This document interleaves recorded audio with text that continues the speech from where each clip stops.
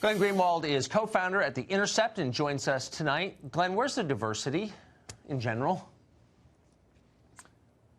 I mean, this is one of the problems, I think, that allowed the media to just go so far off the rails, is that especially those two cable networks, but also even newspapers, pretty much prohibited dissent from ever being heard. So they constantly fed each other these conspiracy theories and told each other that they were on the right track every time they advanced it further, and never really had to confront anybody who questioned or challenged them in any way. I've spent the last 2 years debating everyone I can find who had different views than I had on this whole saga, because I wanted to make certain that the things I was saying were scrutinized and subjected to critical rigor.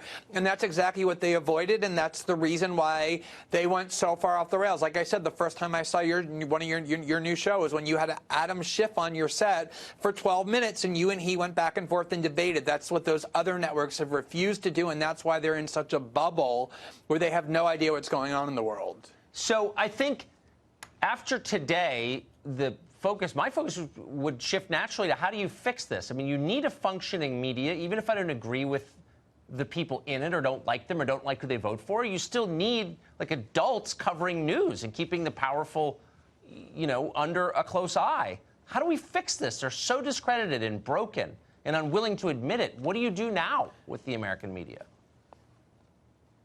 It's really interesting. I mean, after the Iraq War, when the media helped the Bush administration convince the country to go to war based on false claims about the weapons program of Saddam Hussein, there was at least some self-reflection, some introspection, some journalistic assessment about mistakes that were made and attempts to reform. Here, I don't see any of that. If you listen to the media discourse outside of a few circles, they've just put collusion and conspiracy and all of those conspiracy theories they've spent the last 3 years endorsing, just flushed it down the toilet like they don't even exist, and just seamlessly shifted to obstruction. And then they're conflating them to claim essentially that they were right all along. And that is really the alarming thing. I think that in a lot of ways, Donald Trump broke the brains of a lot of people, particularly people in the media, who believe that telling lies, inventing conspiracy theories, being journalistically reckless, it's all justified to stop this unparalleled menace. And that's a good thing for an activist to think and a really bad thing for a journalist to think.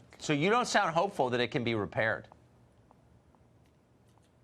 Well, I mean, you were talking just now about impeachment. Already, Adam Schiff and Steny Hoyer have both said that they don't intend to pursue impeachment charges. I think that tells you all you need to know about their assessment of the political value here. They know that they've been discredited.